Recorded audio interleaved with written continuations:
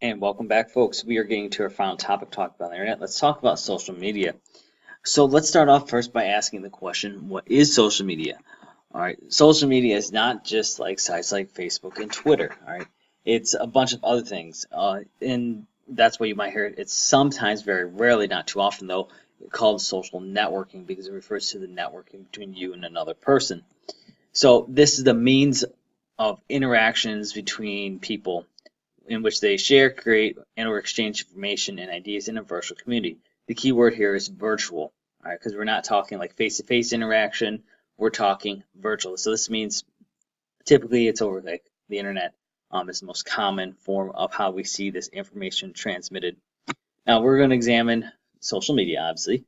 We're going to talk about a couple examples and also some of the impact, both positive and negative. So let's start off first by examining offline versus online and see how social media has changed some things. Now, social media has impacted how we interact with other people. One of the largest changes with social media and its influences is the degree of centrality, or degree centrality, you might hear it say. This is the number of unique connections. So, offline, if you don't have social media, before it came around, at most people usually had about 150 connections that they would interact with on a regular basis, with most people having somewhere between 14 and 56, a pretty decent number. So this includes like family, maybe a couple of neighbors, people at maybe the church or something like that. So most people didn't necessarily have a very large connections. However, once we add in online connections from things like social media, this number expands depending upon your social media platform. For example, Facebook, you might have like 400 connections, or LinkedIn, you might have like 150 connections. It just really depends on the social media platform and your presence on there. There's not necessarily technically a set ceiling for this because you have people who might have thousands of followers on Twitter. Obviously, thousands of followers doesn't necessarily equate to having you're interacting with all thousand of those followers. You might only interact vertically with 200 of them because some of them could be bots or something like that. But the point remains, with social media, you are connected to more people. All right, in order to kind of fully understand how social media is today, let's just take a quick segue and talk about some early forms of social media. Now, some of the earliest forms of social media were just online communities, such as GeoCities. The focus in these early forms of social networking was to bring individuals together, typically via chat rooms. It was the most common thing that you would see. And then you'd also share information and ideas via personal web pages. So you type up some HTML code, stick in the web page, and off you go. Now, there was a shift in the late 90s from just making these little web pages to creating user profiles. Now, the idea behind this is an essential feature that would become social platforms remain their concepts, such as like listed friends or followers, searching for either other items or people who may have similar interests, etc. So once people start creating their own profiles, it really revolutionized how social media worked because now everything was starting, rather than just like you being a part of a community, the social media started shifting towards the individual user and marketing towards them. And who else did this better than probably Facebook? Now, Facebook, if you don't know, was created in 2004 by Mark Zuckerberg as a social network for just Harvard students. However, Facebook had some massive success, and Zuckerberg pretty much ended up expanding it to other colleges and eventually opened up Facebook to everyone. Now, if you're not familiar, Facebook has many features that allow it to keep going outside of development of applications, not just internal buggy ones that like MySpace, because obviously when they were coming out, Facebook and MySpace were the big competitors in social networking.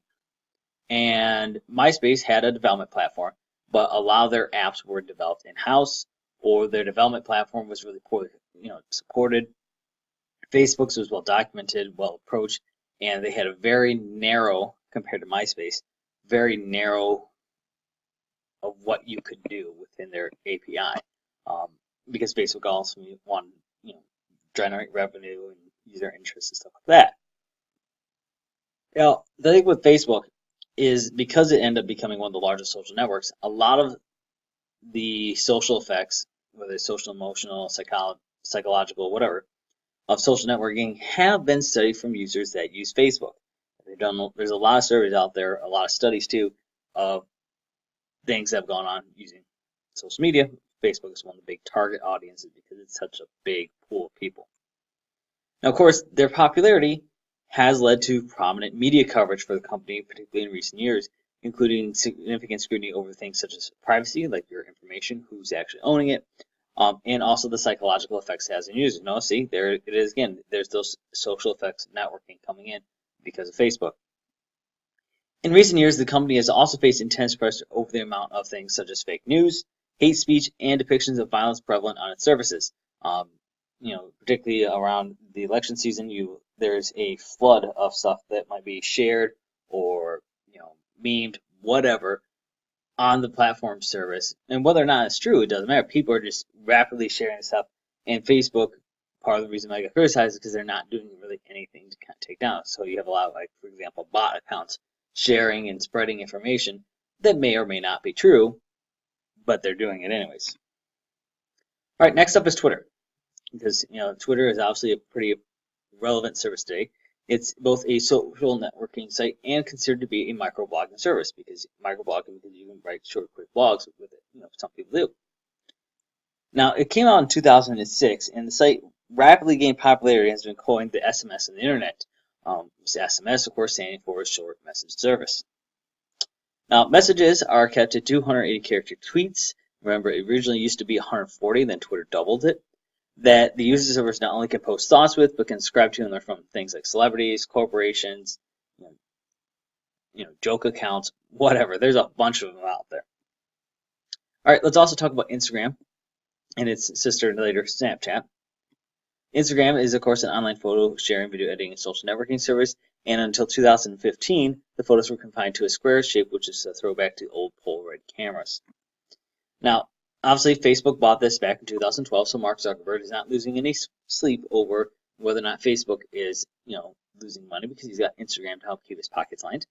However, the company, compared to some of the other ones that Facebook bought up, was allowed to maintain its independent management. With some of the other ones that Facebook bought them up and they just kind of got rolled into Facebook services. Instagram was allowed to remain kind of its own thing. Now, one of the things that changed with Instagram recently, in the history of the company from when it launched, was it started using stories in order to compete with Snapchat in order to post videos and photos to a feed. And of course, you can't talk about social media without talking about criticism. And Instagram has been notably criticized for things such as policy and interface changes, allegations of censorship, and others, people posting stuff and it's not showing up for other people, or they can't access it entirely, and illegal or improper content uploaded by users. There's a whole bunch of different things that people are doing that definitely fall into some legal, if not illegal, gray areas. All right, and like I said, here's the kind of the brother or sister app, however you want to think about it, Snapchat. It's obviously a photo messaging system that allows users to send pictures, videos, add text, and drawings and send them to a list of recipients. Now, a snap, of course, is a predefined length of time media is available in Snapchat servers. Usually they say about 1 to 10 seconds. Doesn't necessarily have to be that because the app has evolved from originally focusing on person photo sharing to presenting stories of a 24-hour chronological content, so you can kind of see things if you haven't seen it recently.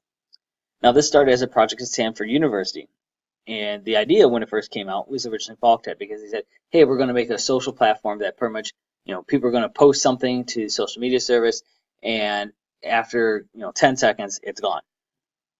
And people are like, well, what's the purpose of that? Because if you snap it, it's gone. No one's going to be able to get to it. So they didn't see any value in it, but obviously there was some value into Snapchat. Now, of course, Snapchat, it has its own woes, most recently. Things such as security issues to accounts being hacked, or things such as privacy. They don't, we'll talk about user information, getting out there, different levels of security control. You might notice there's some common themes here going across the different social networking sites. And it is a pretty common issue because there's so many users out there, it makes it a very big target for people who want to do malicious things with data. All right, one more social networking example here. This one is LinkedIn. If you're not familiar with LinkedIn, it's more of a business networking social media site. So I just want to talk about because there is the business aspect of social media. Obviously, things like Facebook, you can have Facebook business pages and stuff like that. But LinkedIn is typically used as a business employment service that is used for professional networking. Now, what it does comparatively to the other sites is that it allows members, whether workers or employers, to create profiles and connections to each other in an online social network, which may represent real-world professional relationships. And that's often what it's used for. It's like, hey, I worked with you. Let's go ahead, follow each other on LinkedIn so we can create this networking. So if, let's say you move on to another company and also this position goes up and I want to invite you in, I now have that network. Or vice versa, if I move on to another company and I know that you're a really hard worker and you for this job that just opened up in the company, I can go ahead and say to you, hey, there's this position open. Now, an interesting thing that has started happening recently is that even high school students have started creating LinkedIn profiles with their college applications because you can put work experience, educational experience, and stuff like that up on there. So it's a great way to kind of create that online resume, if you will. And LinkedIn is generally regarded as a professional network, so the information that students are putting out there is considered to be your professional information. Now, just a kind of a footnote here is that LinkedIn was actually acquired by Microsoft back in 2016. All right, and so there's been some under the hood changes to some stuff that's going on, but largely the site still kind of functions on its own. All right, so now we get to the pros and cons. So let's start first with the pros. These are the positive aspects of social media. One of the biggest ones is that of market research. So mobile social media applications, whether it's Facebook, Twitter, Instagram, whatever, they offer data about offline consumers at a level of detail that was limited to online companies. Because you can't, if it's a traditional brick and mortar business, for example, and you have a Facebook page, let's say, you can use that Facebook page to, let's say, post a survey. And you can interact with users instantly. And you can get the feedback a lot quicker than you could if you, okay, well, who's all the people in the mailing area? You got to send this out. You got to have them tell them to please respond by this date. It's a lot quicker and a lot easier to get that kind of information. Also, that ties right into communication. Typically, it's going from company to consumer, whereas before, you didn't necessarily have that level.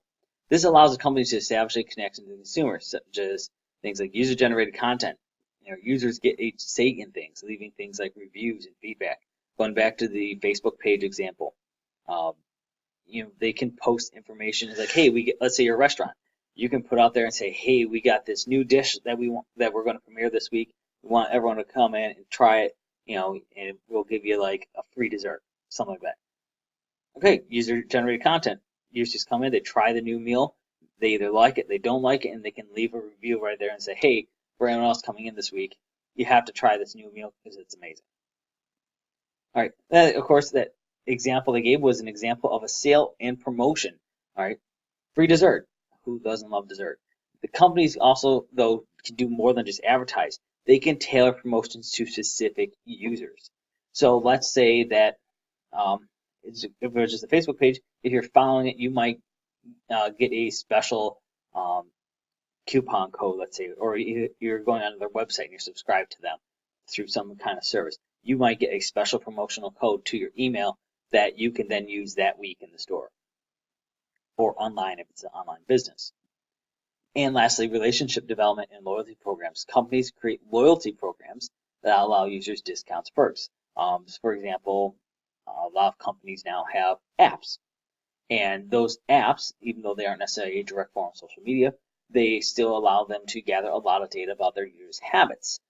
And that they can then shape and tailor different reward packages or different coupons that might reflect your spending habits. So let's just say you tend to go and buy a lot of, let's say, marshmallows because you like to go camping and you like to have s'mores.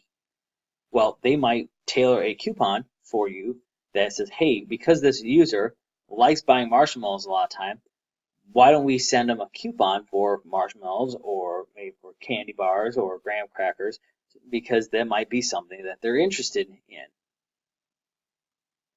All right, And the final point, I almost forgot about this one, is that of e-commerce, which is the influence on trends and popularity of goods. Social media can really quickly change something because of how viral things can go. You have one person tweet about something, another person can go and retweet it, and then that person, and their groups of followers can retweet it.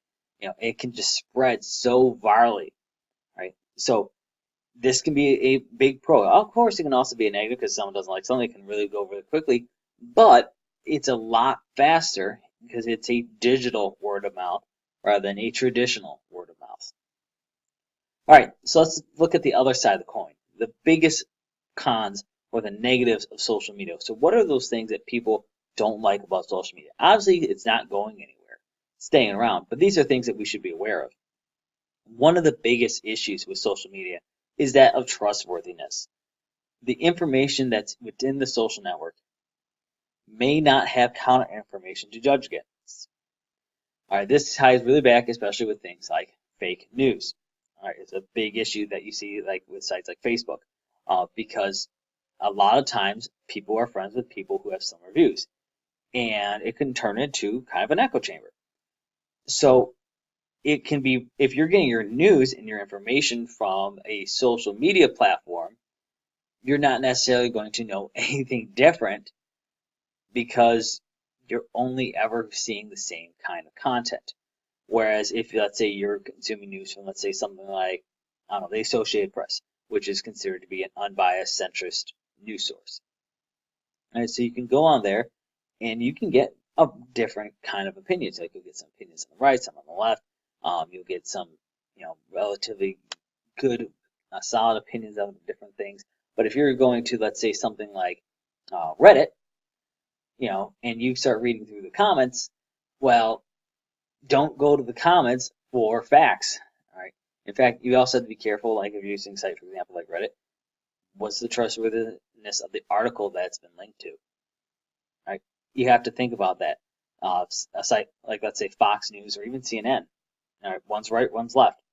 They're considered to be very mixed in their reporting because of their bias that they tend to spin things. And we'll talk more about bias later on when we talk about data. But let's just keep that in mind as we start talking about how social media can be pulled into that.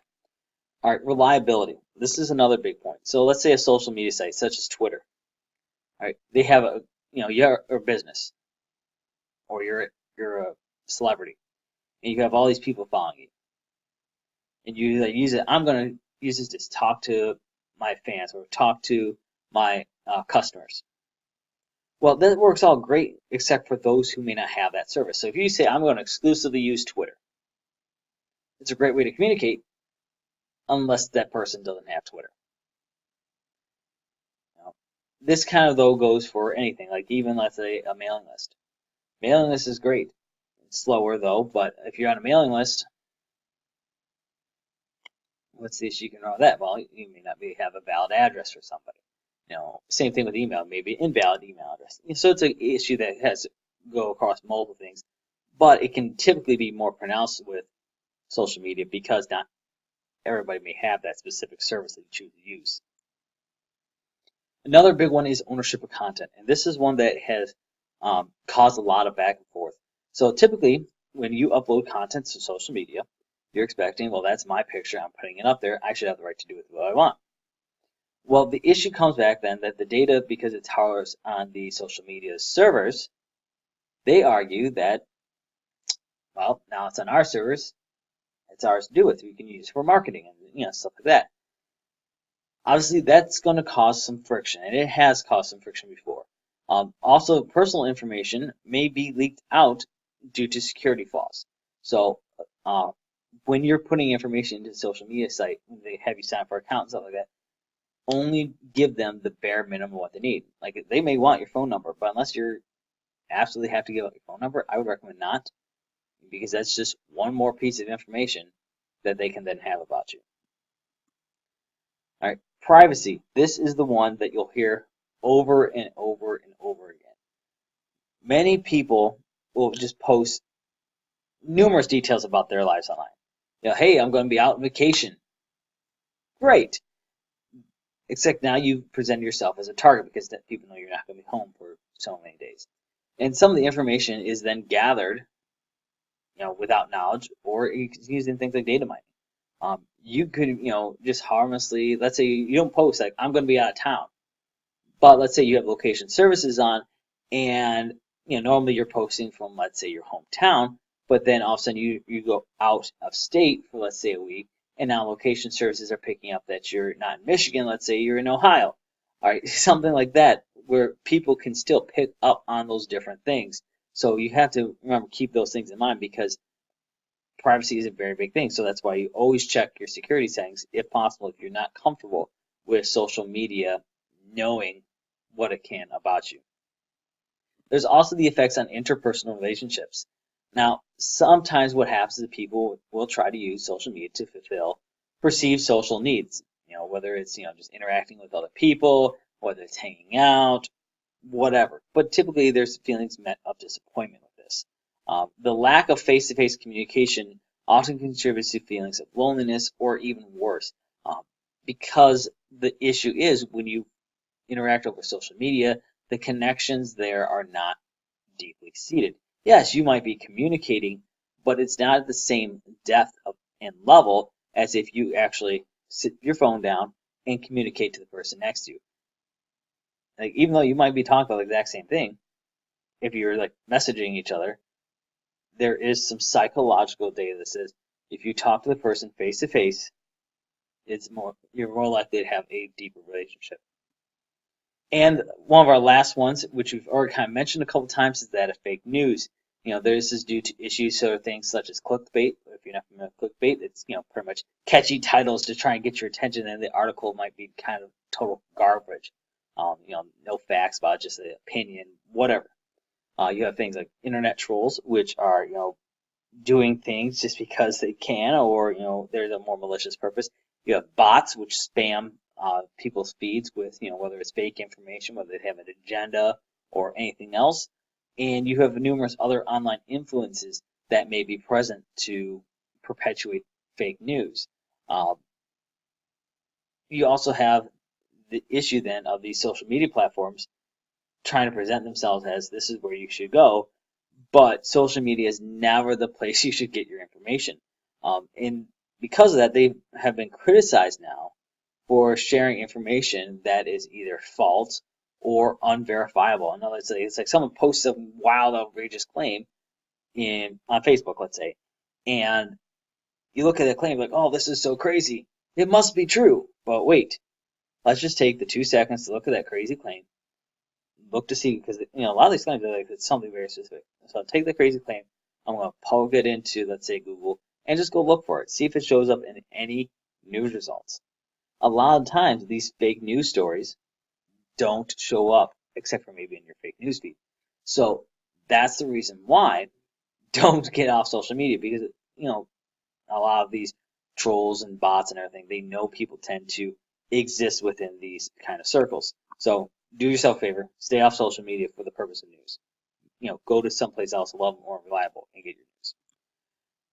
All right, I kind of went off on some tangents here today, but that's going to be a wrap for today on the effects of social media here. I gave you a couple examples to kind of mule over, and now we're going to switch over to doing the lab. So until the next time,